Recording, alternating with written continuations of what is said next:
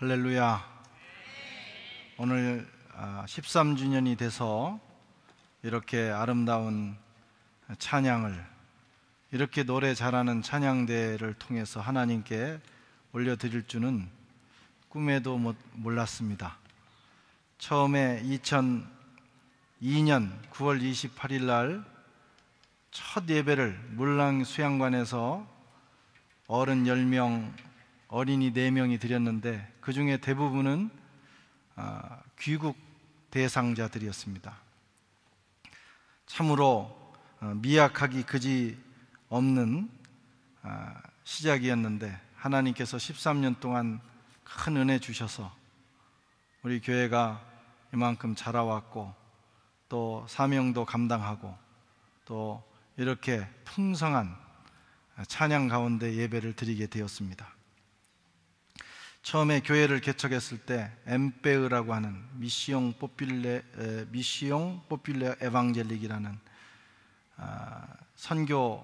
프랑스 개신교 선교관의 사무실 하나를 빌려서 드렸는데 그 다음 주에 혹시 예배가 가능할까 일주일 내내 마음 졸이며 기도했고 또 앞자리에 앉아서 예배 드리다가 설교하러 설 때까지 뒤를 보지를 못했어요.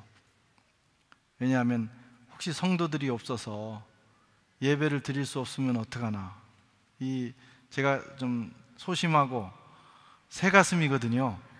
그래가지고 그냥 담대하게 못 보고 마음 졸이다가 이렇게 그 예배 드리는 처소로 올라오는 길이 문을 몇 개 열고 계단을 통해서 올라오는데 늦게라도 올라오는 그 신발 소리가 들리면 얼마나 감사했는지, 그리고 그때 마음은 지나가는 강아지라도 와서 저 자리에 앉았으면 좋겠다 하는 그런 심정이었습니다.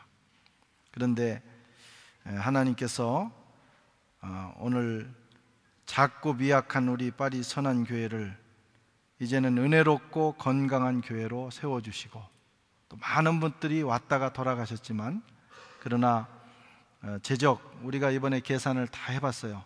이제 떠나신 분들, 한국으로 가신 분들 다 정리를 하고 보니까 제적 520명의 교회 출석 1, 2부 합쳐서 300명이 넘는 교회로 세워주셨습니다. 이게 적은 숫자가 아닙니다. 한국의 교회의 70%가 100명 이하의 교회입니다. 100명 이상이 되는 교회가 그렇게 많지는 않습니다. 그런데 이 해외에서 이만큼 된 것은 기적이고 또 하나님의 크신 은혜라고밖에 고백하지 않을 수가 없습니다. 지난해에는 우리 교회가 위기가 있었습니다. 물론 매년 위기가 있었어요. 예배당을 찾아 여기저기 헤매고 밤잠을 못 자는 시간들이 있었는데 잘 지내오다가 이 예배당에서 우리가 예배가 불가능해질 수 있는 그런 상황으로 벼랑 끝에 서 있었습니다. 그런데 하나님께서는 그 위기를 통해서 기도하게 하시고 교육관도 마련하게 하시고 또 선교관도 2개를 더하셔서 우리를 위로해 주셨습니다. 저는 작년 한 해를 보내면서 전화위복이 무엇인가 하는 걸 알게 됐어요. 화가 변하여 복이 되게 하시는 하나님, 그 손길을 체험했습니다. 더욱 감사한 것은 금년 이제 하반기로 들어서면서 프랑스 교회가 많이 부드러워졌어요. 그리고 이제 저희와 새롭게 관계를 회복하고자 하는 그런 마음을 저희들에게 또 전달을 해줬습니다. 그것도 참 감사합니다. 돌아보면 어느 것 하나 우리 주님의 은혜가 아닌 것이 없습니다. 우리 교회도 그랬고 저의 삶도 그랬고 또 교회와 함께 하신 여러분들의 삶도 그랬을 줄로 믿습니다. 한치의 오차도 없이 하나님께서 인도해 주셨습니다. 때로는 걱정스럽고 낙심되는 일이 있었지만 돌아보면 거기에 하나님의 뜻이 있었고 또 하나님께서는 차로 잰 듯이 우리를 인도해 주셨어요. 지나온 모든 세월들 돌아보아도 그 어느 것 하나 주의 손길 안 미친 것 전혀 없네. 요 대목에서 제가 노래로 하나님께 영광을 돌리지 않을 수가 없어서 감히 한 소절 해봤습니다. 돌아보면 하나님의 손길 안 미친 구석이 없어요. 오늘 이 모든 영광을 우리 주님께 올려드립니다. 오늘 본문 말씀은 우리 주님께서 교회에 대해서 가르치신 말씀이에요. 저는 창립주일 때마다 이 말씀을 묵상을 합니다. 예수님과 제자들이 저 북쪽에 있는 가이사랴 빌립보라는 곳에 가셨습니다.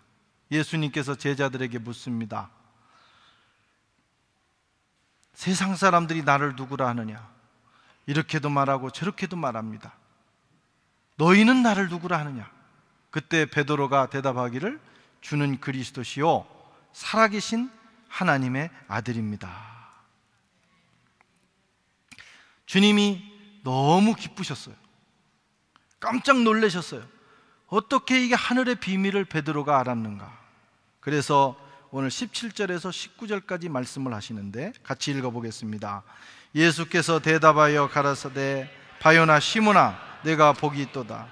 이를 내게 알게 하니는 혈육이 아니요 하늘에 계신 내 아버지시니라. 또 내가 내게 이르노니 너는 베드로라. 내가 이 반석 위에 내 교회를 세우리니 음부의 권세가 이기지 못하리라. 내가 천국 열쇠를 내게 주리니 내가 땅에서 무엇이든지 매면 하늘에서도 매일 것이요 내가 땅에서 무엇이든지 풀면 하늘에서도 풀리리라 하시니라. 아멘. 오늘 이 말씀을 자세히 살펴보면 교회에 대한 모든 것들을 말씀하셨습니다. 교회의 기초가 무엇인가? 교회의 주인은 누구인가? 교회의 능력은 무엇인가? 그리고 교회가 감당해야 될 사명은 무엇인가? 먼저 교회의 기초입니다. 교회의 기초가 뭐냐 이거예요. 18절에 보면 또 내가 내게 이르노니 너는 베드로라. 내가 이 반석 위에 내 교회를 세우리니 음부의 권세가 이기지 못하리라. 이 베드로는 본래 이름이 시몬입니다. 그런데 주님께서 새로운 이름을 주셨어요. 베드로다. 삐에르, 불어에서는 삐에르라고 하는데 이건 돌이라는 의미도 되고 더 원어적인 의미는 반석, 큰 돌이라는 거예요. 큰 돌이다. 이 위에 주님께서 교회를 약속하신 겁니다. 그 위에 교회를 세우시겠다는 거예요. 천주교회는 이 반석을 해석하기를 베드로 개인에게 두었습니다. 그래서 베드로 위에 하나님께서 교회를 세우신다는 거예요. 그리고 그 베드로의 권한을 이어받은 사람들이 캐톨릭 교회의 주교라고 보는 겁니다. 그 중에서 로마의 대주교인 교황이 바로 베드로의 계승자라고 그들은 믿고 있습니다. 2세기 초에 초대교회 교부였던 이그나티우스, 안디옥의 이그나티우스가 서머나 교회에 보내는 편지에서 이렇게 말합니다. 그리스도께서 계신 곳에 교회가 있듯이 주교가 있는 곳에 그리스도 공동체가 있다. 이 말은 무슨 말이냐면 교황이 있는 곳에 교회가 있고 주교가 있는 곳에 그리스도 공동체가 있다. 이렇게 믿는 것입니다. 그래서 가톨릭 교회는 성직자가 중요합니다. 많이 모였다고 교회가 아니라는 거예요. 주교가 없는 곳은 교회가 아닙니다. 그 교회가 아닌 상태를 가리켜서 뭐라고 하냐면 공소라고 그래요. 공소. 우리 개신교회에서는 그런 공동체를 가리켜서 기도처라고 하는데 가톨릭 교회에서는 공소라고 합니다. 그들에게는 주교가 중요해요. 왜냐하면 교회가 그 베드로 위에 세워졌기 때문입니다. 그러나 우리 개신교회는 이 부분을 다르게 해석합니다. 베드로가 아니라 바로 베드로의 신앙 고백. 베드로가 신앙 고백을 하고 그 이름을 얻었거든요. 그래서 베드로의 신앙 고백 위에 교회가 세워졌다고 믿습니다. 어떤 신앙 고백입니까? 예수는 그리스도시고 예수는 살아계신 하나님의 아들이시다. 이 고백 위에 교회가 세워졌다는 거예요. 그래서 우리에게는 신앙 고백이 중요합니다. 누가 이 교회를 개척했느냐가 전혀 중요하지 않습니다. 얼마나 많은 사람이 모이느냐가 중요하지 않습니다. 아무리 많이 모여도 바르지 못한 신앙 고백 위에 세워지면 이단인 거예요. 그것은 교회가 아닌 것입니다. 여러분, 이단들도 많이 모입니다. 한국의 신천지나 또 구원파나 여러 그 종파들을, 이단들을 보면 체육관에서 어마어마하게 모입니다. 그러나 우리가 그것을 교회라고 하지 않습니다. 교회는 바른 신앙 고백, 예수 그리스도, 예수가 그리스도시고 그가 하나님이시다, 하나님의 아들이시다 하는 그 고백 위에 교회가 세워졌다, 이런 말씀입니다. 우리 선한교회도 그 고백 위에 세워진 교회입니다. 이것이 흔들리는 순간 우리 교회는 교회가 아닌 거예요. 신앙 고백이 참 중요합니다. 1차 세계대전 이후에 독일이 굉장히 어려운 경제적인 어려움을 경험했어요. 1차 세계대전이 끝나고 베르사유에서 승전국과 패전국이 만나서 베르사유 조약을 했습니다. 그런데 이 베르사유 조약 때 아주 가혹하게 그 패전국에게 패전국을 대했습니다. 무릎을 꿇게 하고 또 그들에게 그 전쟁을 일으킨 그 비용에 대한 또 벌금을 많이 물게 했어요. 그러다 보니까 이 독일 사람들의 마음에 또 원성이 생기고 또 경제적으로 어려운 상황이 돼서 나중에 그게 2차 대전이 이루어지게 되는데, 그때 이 어려운 상황에서 독일에는 국가사회주의라고 하는 이데올로기가 막 일어났어요. 그래서 이 국가사회주의야말로 독일 게르만 민족을 다시 부흥시킬 수 있는 그런 이데올로기다, 사상이다. 그래서 모든 그 독일 국민들이 그걸 추종했습니다. 그 선봉에 히틀러가 있었어요. 그래서 이 독일은 교회까지도, 독일 국민들은 물론 교회까지도 이 국가사회주의를 추구하면서 히틀러를 지도자로 신뢰하기 시작했어요. 그래서 그를 지지합니다. 히틀러야말로 우리 게르만 민족, 이 독일을 회복시킬 수 있는 하나님이 보낸 메시아라고까지 생각을 했어요. 그래서 그들을 지지하게 됩니다. 결국은 2차 대전이 일어나고 참혹한 역사가 이루어지고 독일 교회는 교회사에서 씻을 수 없는 오점을 남기게 돼요. 그때 복음적인 신앙을 가졌던 교회와 목사와 신학자들이 모여서 선언을 하게 됩니다. 바르멘 선언이라고 합니다. 칼바르트라고 하는 20세기 최고의 신학자와 보네포 목사님이 여기에 함께 했습니다. 보네포 목사님은 이 선언을 한 후에 붙잡혀서 바로 나치가 무너지기 며칠 전에 형장의 이슬로 순교를 당했습니다.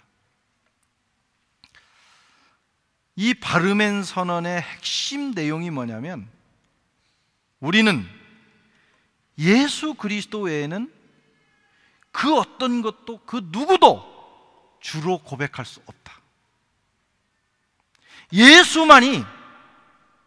예수 그리스도만이 우리의 주님이시다.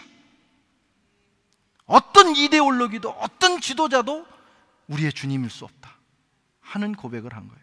이것이 독일 교회의, 개신교회의 마지막 양심이었습니다. 자존심이었습니다. 우리 선한 교회도 이 고백 위에 세워졌고, 그 어떤 누구도 어떤 사상도 우리의 교회의 기초가 될 수 없는 줄로 믿습니다. 오직 예수만이 우리의 주님이십니다. 오직 예수만이 우리의 그리스도이십니다. 주님 오실 때까지 이 고백을 지켜나갈 수 있기를 바랍니다. 예수만이 교회의 기초가 되시고, 예수만이 저와 여러분의 인생의 기초가 되십니다. 그 위에 세워진 인생은 든든하게 세워져 갑니다. 주님이 다스리시고 주님이 드러나시고 오직 예수님만이 영광을 받으시기를 바랍니다. 하나님께만 영광을 돌리는 교회. 디모데전서 1장 17절에 만왕의 왕 곧 썩지 아니하고 보이지 아니하고 홀로 하나이신 하나님께 영광이 세세토록 있을지로다. 아멘. 두 번째는 교회의 주권입니다. 18절에 보면 내가 이 반석 위에 내 교회를 세우리니.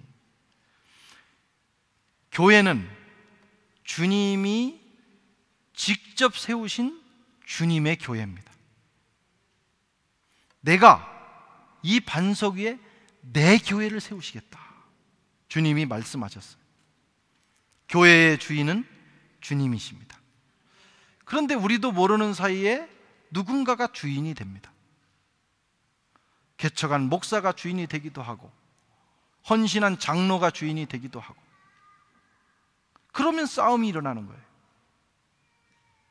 우리 한국교회의 문제는 그 순수성을 잃어버리고 어느새 누군가가 주인의 자리를 꿰차고 있다는 거예요. 교회의 주인은 변함없이 우리 주님인 줄로 믿습니다. 고린도 교회는 아주 좋은 교회였어요. 은혜가 넘치고, 고린도 교회는요 은사가 넘치는 교회였어요. 지혜가 있었어요. 그런데 문제도 많았어요. 그 중에 하나의 문제는 파벌이었습니다.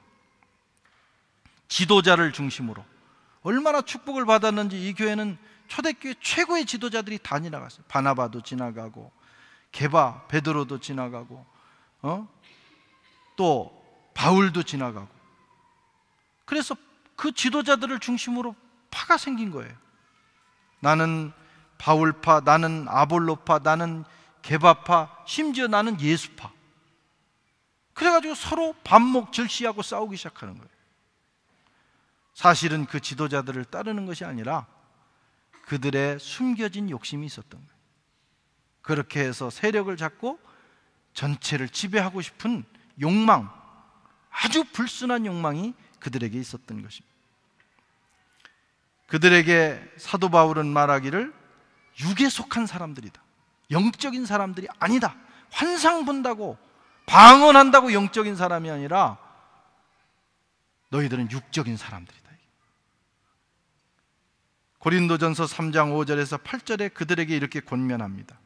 그런즉 아볼로는 무엇이며 바울은 무엇이뇨? 저희는 주께서 각각 주신 대로 너희로 하여금 믿게 하는 사역자들이니라. 나는 심었고 아볼로는 물을 주었으되 오직 하나님은 자라게 하셨나니, 그런즉 심는 이나 물 주는 이가 아무것도 아니로되 오직 자라게 하시는 이는 하나님뿐이시라.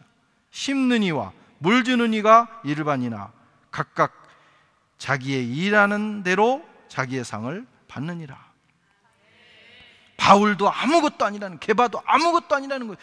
그 사람들은 주님을 위해서 일하다가 가는 사람들 뿐이라는 거예요. 나중에 자기 상을 받는 거라는 거예요. 교회는 주님이 직접 세우시는, 주님이 직접 자라게 하시는 주님의 교회인 줄로 믿습니다. 저와 여러분은 그 영광스러운 일에 부름받아 쓰임받는 사람들이에요. 우리가 주님을 위해서 봉사하고 헌신하는 것은요 특권일 뿐입니다. 감사해야 되는 거예요. 주님의 동역자가 되어 하나님 나라를 위해서 쓰임받을 수 있다는 것이 얼마나 감사합니다. 그리고 모든 일을 한 후에 겸손하게 물러나서 주님이 홀로 영광 받으십시오. 우리는 해야 될 일을 했을 뿐입니다. 그저 주님 나라 위하여, 주님 교회 위하여 쓰임받은 것만 감사합니다. 이렇게 말해야 된다는 거예요. 그래야 향내나는 헌신이 되는 것입니다. 누구도 교회의 주인은 없어요. 주님만이 주인이십니다. 주님이 대장이십니다. 이 교회의 실제적인 담임 목사는 예수 그리스도십니다. 저와 여러분은 그저 주님이 하라는 대로 하는 종일 뿐입니다. 지난 13년 동안 충성스럽게 많은 분들이 섬기셨어요. 눈물, 기도, 땀을 통해서 우리 선한교회를 섬겨오셨어요. 돌아보면 유학생들이 와서 그 시간이 없는데 그 시간을 내서 교회를 섬겼고, 자기들 살기도 어려운데 헌금을 해서 교회를 섬겼고, 또 어떤 학생들은 야, 제가 유학을 온 건가, 교회를 섬기러 왔나 할 정도로 교회를 섬겼어요. 어떤 자매 한 분은 2년 동안 여기 연수를 나왔는데, 이름이 연수예요. 또 연수를 나왔는데 그 2년 동안 자기 논문을 쓰면서 저 멀리 이 라데팡스에서부터 새벽 기도를 매일 나오고, 찬양대 총무를 하고, 또 이 청년부 회장을 하고, 구역장을 하고, 뭐 하여튼 다 세보니까 11가지를 한 거예요. 교회 직분, 제자훈련하고, 사역훈련하고, 수요기도에 나오고, 그리고 논문도 쓰고, 그리고 나중에 갈 때는 2년 동안 주일 설교를 다 요약을 해서 책으로 만들어 왔더라고요. 그렇게까지 헌신하면서 이 교회를 섬겼어요.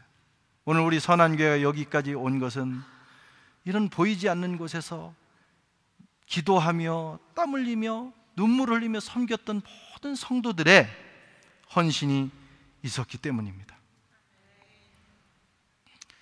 그러나 그것이 우리의 자랑이 될 수는 없어요. 하나님께서 각 사람에게 섬긴 대로 상을 주실 줄로 믿습니다. 다 거기 맞게 갚아주시고 은혜를 베풀어 주실 것입니다. 주님의 교회는 권세가 있습니다. 어떤 권세냐? 음부의 권세가 이기지 못하는 권세. 음부의 권세는 마귀의 권세입니다. 마귀는 타락한 천사입니다. 하늘의 천사의 3분의 1을 데리고 내려왔어요. 또 귀신들을 부리고 있습니다. 마귀는 강력한 권세예요. 세상의 어떤 힘으로도 이길 수 없습니다. 핵폭탄을 쏴도 마귀는 넘어뜨릴 수가 없어요. 흉악합니다. 교활합니다. 우는 사자처럼 역사합니다. 우리가 조금만 방심하면 마귀의 밥이 돼요. 마귀를 이길 수 있는 유일한 기관은 교회입니다. 교회만은 마귀의 권세가 이기지 못합니다. 왜냐하면 주님이 지키시고 주님의 몸 되시기 때문입니다. 그래서 마귀는 이걸 알기 때문에 자꾸 교회 생활을 흔들어요. 우리가 교회 생활을 하면서 교회에서 배우고 교회에 잘 뿌리를 내리고 교회 안에 있으면 은혜와 생명과 능력이 넘쳐나서 세상을 이기는데, 마귀는 그걸 알기 때문에 자꾸 흔듭니다. 그래서 뭘 흔드느냐? 교회 생활을 흔들어요. 자꾸 열받는 사람 붙여주고, 자꾸 붙여주는 거예요. 그때 아유, 나 이 교회 생활 안 하겠다 뛰쳐나가면 곧바로 마귀가 여러분들을 건드립니다. 그래도 교회 안에 있어야 돼요. 마음에 안 드는 사람이 있을 수도 있어요. 또 어떤 사람은 뭐 교회에서 뭐 배울 게 있냐 그래가지고 또 교회 밖으로 나가는 분도 있어요. 곧바로 거기서 마귀께서 기다리고 계십니다. 다 이렇게.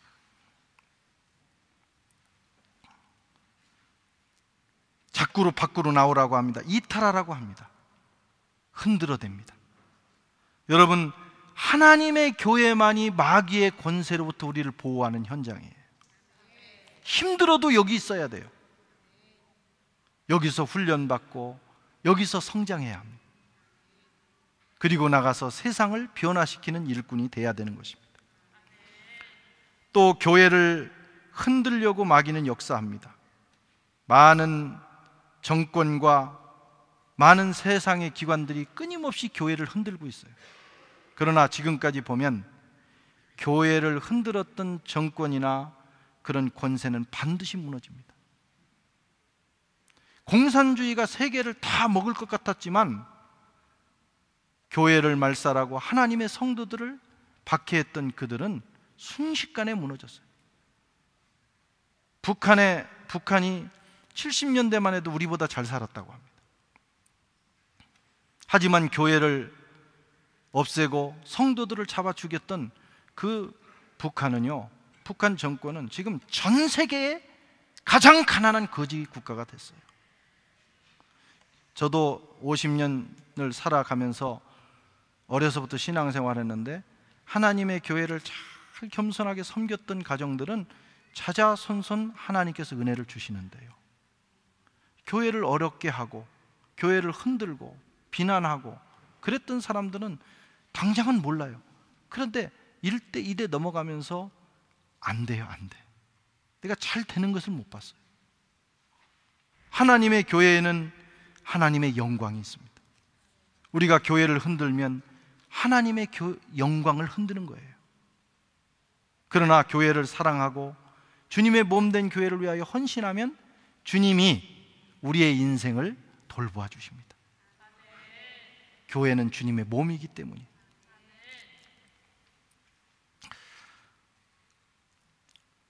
파리에 계시는 동안, 아니 여러분 평생 동안 여러분과 제가 속한 그 교회 어디서 섬기든지 항상 교회를 주님 대하듯이 대하면서 섬겨나갈 수 있기를 바랍니다. 그것만 잘하면 돼요. 네 번째로 교회의 사명입니다. 19절 같이 읽겠습니다. 내가 천국 열쇠를 내게 주리니 내가 땅에서 무엇이든지 매면 하늘에서도 매일 것이요 내가 땅에서 무엇이든지 풀면 하늘에서도 풀리리라 하시니라. 이건 교회의 사명입니다. 권세이면서 사명입니다. 우리가 열쇠를 하나 받았는데 열면 하늘이 열린다는 거예요. 우리가 닫으면 하늘이 닫힌다는 거예요. 우리는 하늘의 열쇠를 가지고 하늘을 열어서 하늘의 온갖 좋은 것을 이 땅으로 가져와야 돼요. 가장 좋은 게 뭡니까? 생명이에요. 하늘의 생명, 하나님께서 우리에게 부어주시기를 원하시는 그 생명을 이 땅에 흘려보내야 됩니다. 그 사명을 가지고 있어요.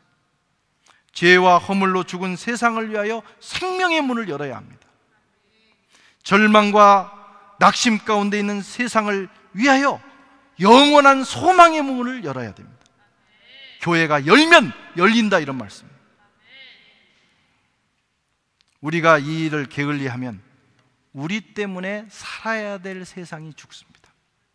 그래서 마지막 날에 이 사명 감당하지 않은 크리스찬에 대해서는 하나님께서 심판하시겠다고 말씀합니다. 우리가 무슨 죄를 지었어도 용서받아 구원을 받지만 구원받은 우리도 심판이 있어요. 그 중에 복음 전하지 않은 심판. 우리가 하늘의 문을 열어서 생명을 흘려보내면 그 물 마시고 살 사람들이 너무나도 많은데 그 사명 감당하지 않아서 사람들이 죽어가면 그 핏값에 대해서는 물으시겠다는 거예요. 금년 11월 셋째 주에 우리 교회가 이번에 새생명 전도 축제를 합니다. 그래서 다음 주부터 작정을 하고 기도를 하는데 이게 하늘문을 여는 거예요. 그들에게 복음을 전하면 그들이 복음을 받고 복음을 받으면 그들에게 생명의 역사가 일어납니다. 금년에 저와 여러분 이 하늘문을 여는 역사가 있기를 바랍니다. 선교하고 전도하는 일에 우리가 최선을 다해야 합니다. 우리 교회가 이제 13년이 되었습니다. 13살 철이 들 때가 됐어요. 이제 그동안 우리가 받는 일, 하나님이 주시는 은혜와 능력과 치유받는 일에 애를 썼다면 금년부터는 우리가 주님 앞에 드리고 그리고 주님 나라를 위하여 사명 감당하는 일에 쓰임받았으면 좋겠습니다. 그렇게 한 단계 업그레이드 되는 성숙하고 성장하는 그런 교회가 될 수 있기를 주의 이름으로 축원합니다.